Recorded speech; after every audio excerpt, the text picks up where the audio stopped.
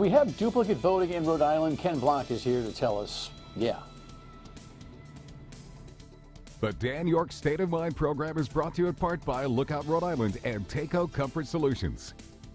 Welcome in on this Monday evening. You know, we record our program each and every afternoon before the radio program on WPRO, weekdays 3 to 6. So it's like 1:30 in the afternoon, and the details are just coming out on Las Vegas. And right now, the fatality toll is at 58, and I think it's probably reasonable to guess that it's going to go higher based on the hundreds of people that are in the hospital. There's absolutely no way that we could competently handle that conversation today based on not having near the information. It is this kind of act not only is evil in its place, but the kind of stress that it brings to everybody's everyday life, I think, is just almost undescribable. The kind of psychological pain and worry and just despair that most people in the world, never mind here in America and in Las Vegas, and the people who are specifically attacked have, is undescribable. But in a way, it seems to me that if you stop doing, and again, we don't know what kind of terror or madness or whatever happens in this particular case, or what the cause is, if we ever do really find out what the actual cause is, because psychology is such a, I don't know, tough thing to wrap our minds around. Even that's a strange statement. It's almost as if we're giving in if we stop thinking about the things that we planned on talking about today, or doing today, or accomplishing today, you know? And so in the spirit of that, Ken Block was scheduled for this broadcast, and we're gonna march on tonight with a conversation that he's bringing to the table about voter registration accuracy. In the context of that horrific news out of Vegas, everything kind of seems not so important. At the same time, you know, time marches on and everything seems to balance. And these things are important. I'm still trying to follow what Ken is actually saying in terms of the mechanics of his almost scientific assertions here over polling data. And of course, I promise you the Secretary of State who issued a statement is going to be like, hey, yeah, we got this covered. But you know, we'll follow up on that. So having said all that, you know, take a deep breath and let's dig into a local issue here. Here's the headline that you know, is catalytic to the conversation. Ken Block files complaint on a federal level regarding violations of election law here in Rhode Island. Welcome. Thank you. You have any thoughts just on the day? I mean, it's just, I mean, you work so hard on this stuff. Whether everybody agrees with your summations is irrelevant. I know that you were diligent, that you work hard on this, you believed in the kind of watchdog work that you're doing, and stuff like this happens. Yeah. And I mean, everybody's work feels weird today. It feels to me like humanity is becoming less humane. Yeah. Really. I mean, I don't know how else to say it, but we seem to have this accelerating frequency of horrific acts, just absolutely horrific acts. I know that they've happened over time and that they'll continue to happen in the future, but they seem to be happening more frequently. They seem to be more hideous, and I think we're losing touch with what humanity actually is, and I don't know what the answer is, but it's awful, it's terrible, and it cuts right to the root of our freedom that we have these problems happening here. Yeah, I mean, what do you do in a concert venue with 20, 30,000 people now with tall buildings around it? You don't have them anymore, or you run the same kind of presidential type of security in buildings to make sure that you know, weaponry doesn't end up in there.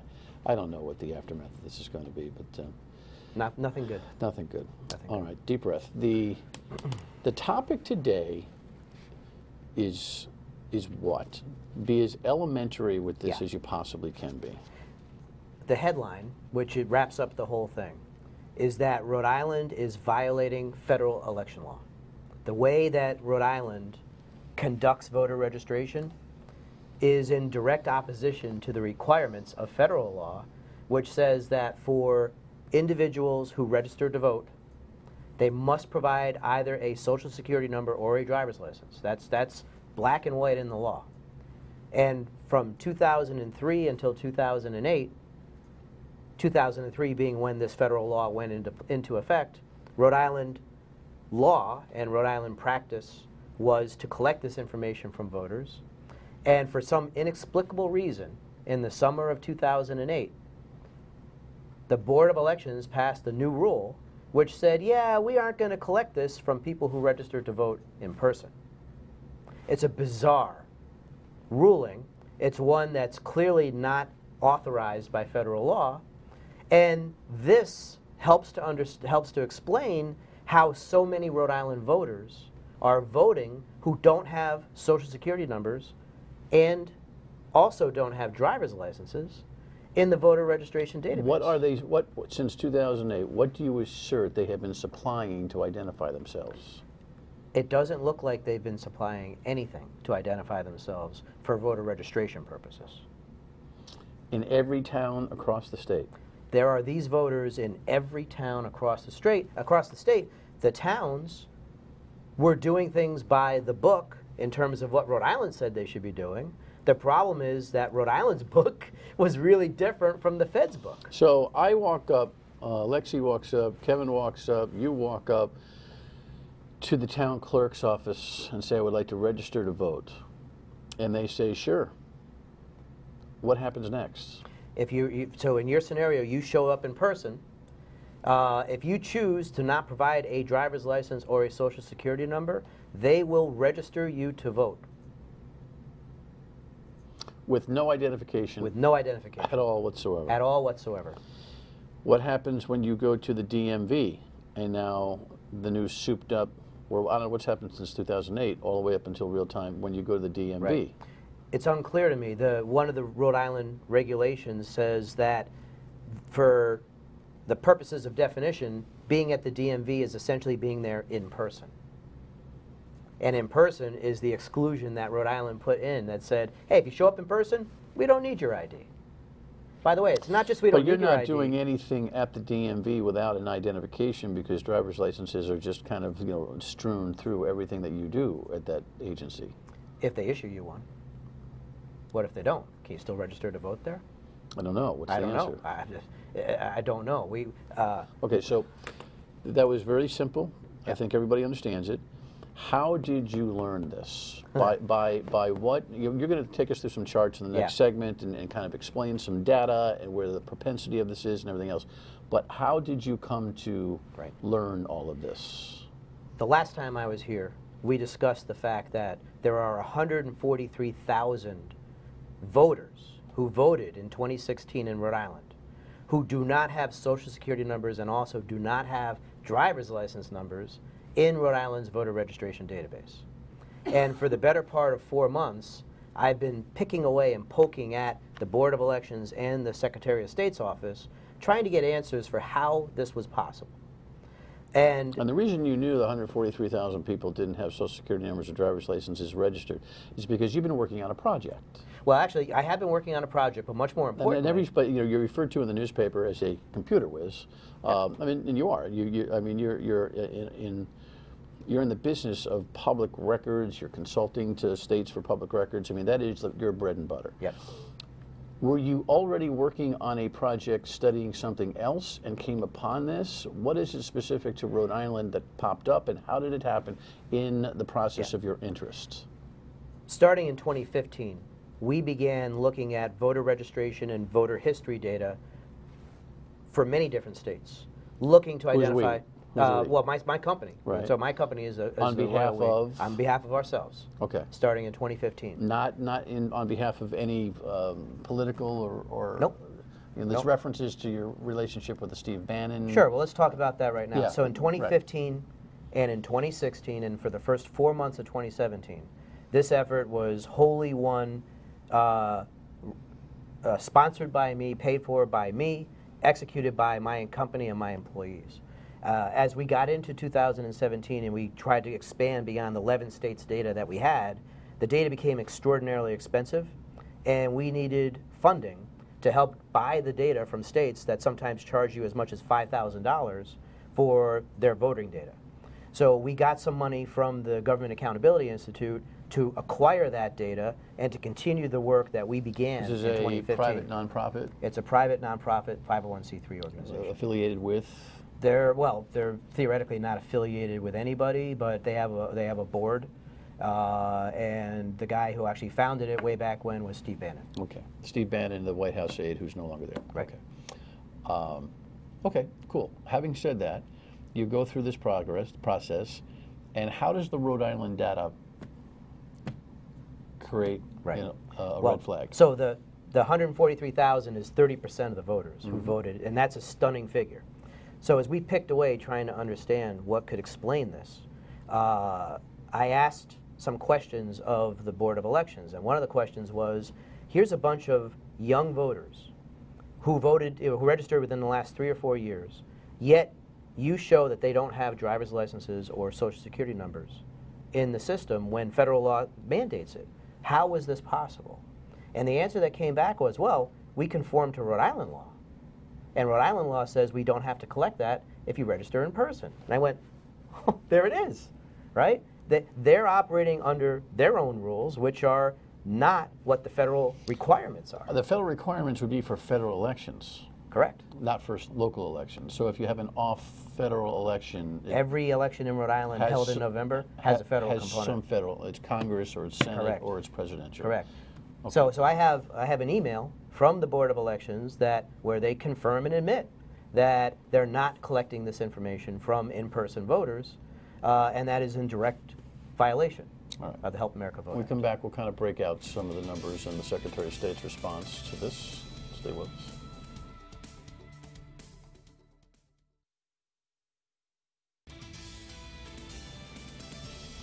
Here's your Secretary of State, Nellie Gorbea, who's recently on the program and was trying to explain to us about the new modernization of voter registration information. And the federal mandates are, by the way, that state agencies, including the motor vehicle departments, are to ask you and to make it easy for you to register to vote.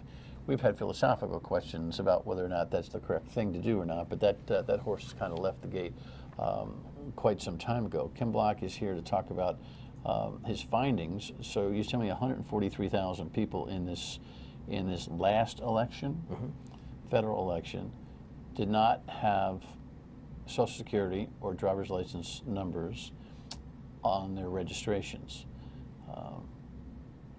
What happens when those people go to vote? They have to identify themselves.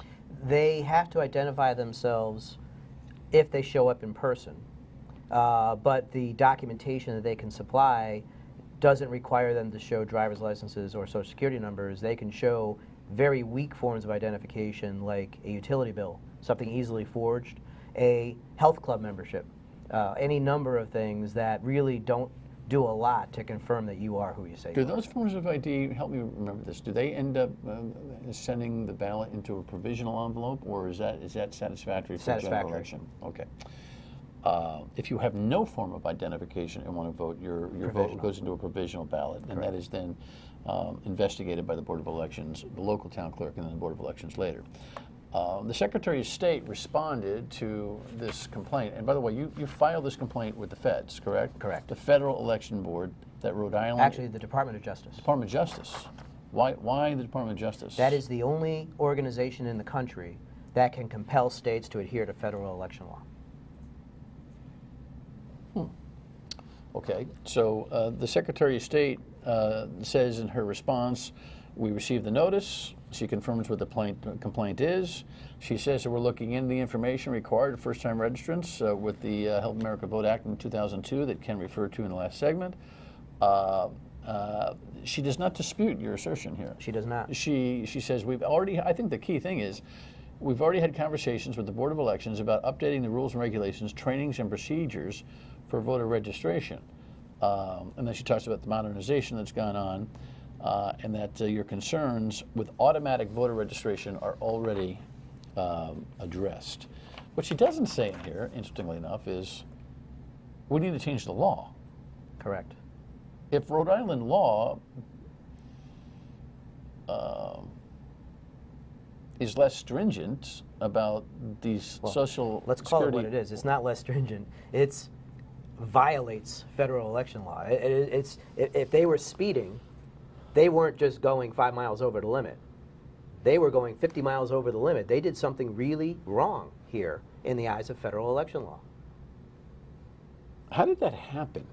Well, that is a really good question. Why in 2008, after 5 years of doing things per the letter of the law, did the Board of Elections decide to violate that law and change the regulations? Well, I'm confused. Did the legislature pass a bill? Nope.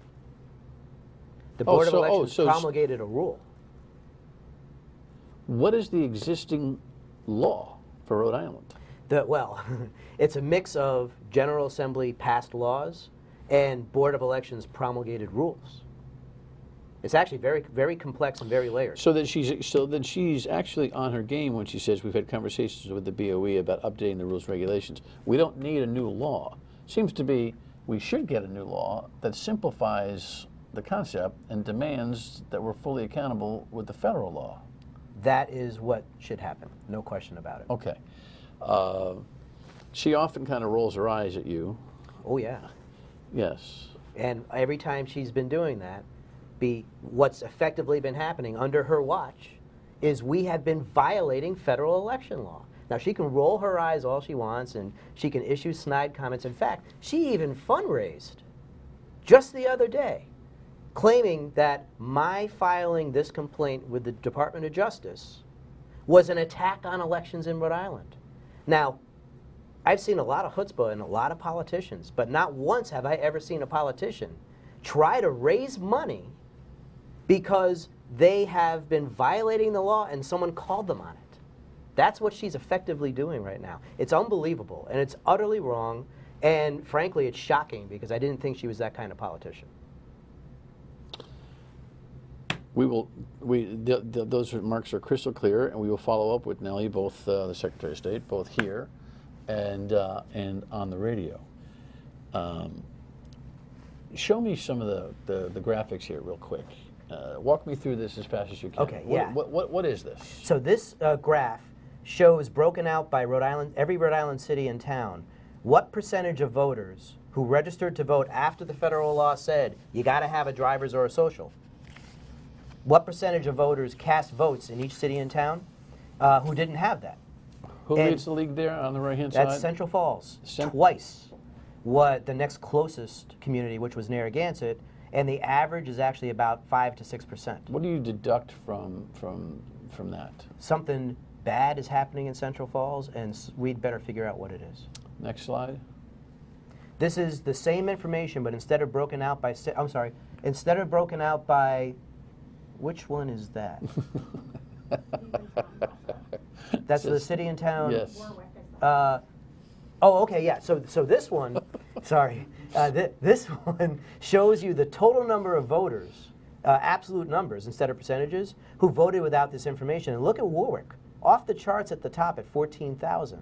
And Providence, which should be the top one because of the number of people registered there, is not. It actually comes in at third. So it's a very interesting, different look at it in terms of total numbers. And it shows you that, in Warwick, and I'm not sure which other graphs we have here to look at. Yeah, this one is great. So this one tells us of the 143,000, where are they all? And you can see that in terms of the percentage of the voters, they're across the board. They're across the board. But look at this. In Gloucester, it's over 40% of the votes cast were cast by voters who don't have socials or driver's licenses in the voter registration database. I mean, the number of voters and the consistent number of voters across the line is unbelievable. Look at Providence, by the way. They're in the best shape at 20%. Okay. And what was the distinction between Central Falls leading and Warwick leading? So different. Central Falls was the percent of the vote cast. Warwick was the actual number of votes cast. Got you. And that's really because Central Falls is a small little place, right? So they're never going to bubble to the top in terms of raw numbers. But when you look at the percentage of the vote that consisted of these voters without socials and driver's licenses, it shows up like a sore thumb, right? I mean, it's a huge statistical outlier. And in my world, in the waste and fraud analytics world, when you have an outlier like that, you always investigate what causes something like that. All right, when we come back, we'll get Ken's thought on what might be causing that. Stay with us.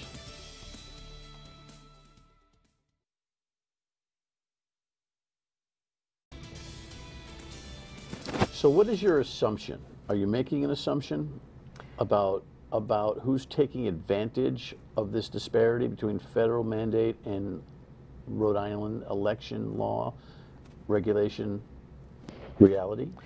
The data can't tell, from the data that I have access to, I cannot tell you with any certainty what explains what's happening here right now, but our elections authorities and maybe even law enforcement, they need to take this to the next step and identify who these voters are and why are they in such a concentration in Central Falls. What is your complaint ask the justice system to do? Just that?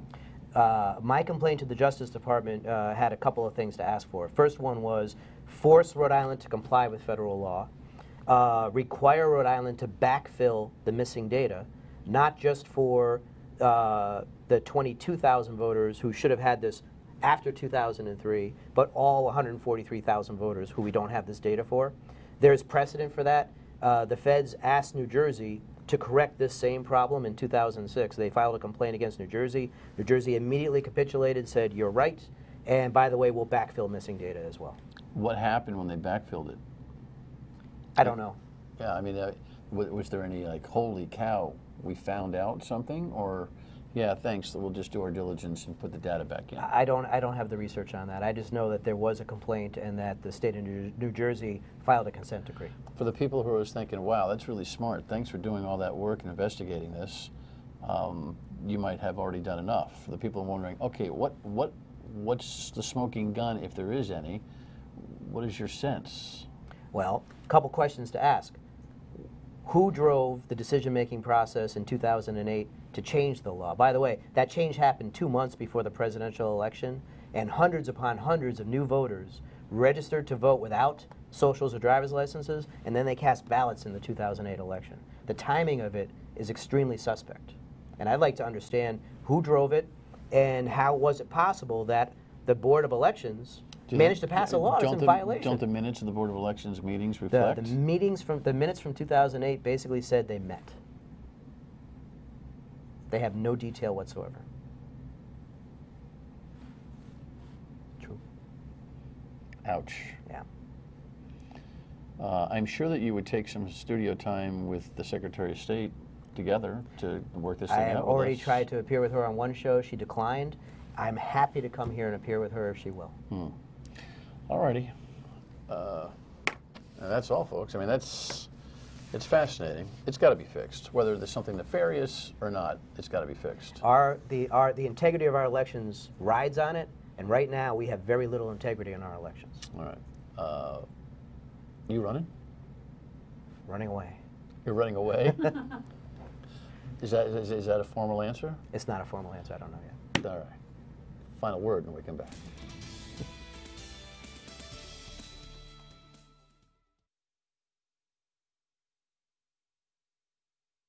Tomorrow night, Kobe Dennis will join us. He's announced that he's running for mayor in Providence. We'll also check in on how we're reacting to the security concerns out in Vegas. Our thoughts and prayers are with all those folks. It goes without saying. It feels like cliche, and we don't know what else to say, right? Just, go heavy on the prayer side. All right, we'll see you on the radio at 3 on WPRO as well tomorrow afternoon. Thanks for tuning in. Good night.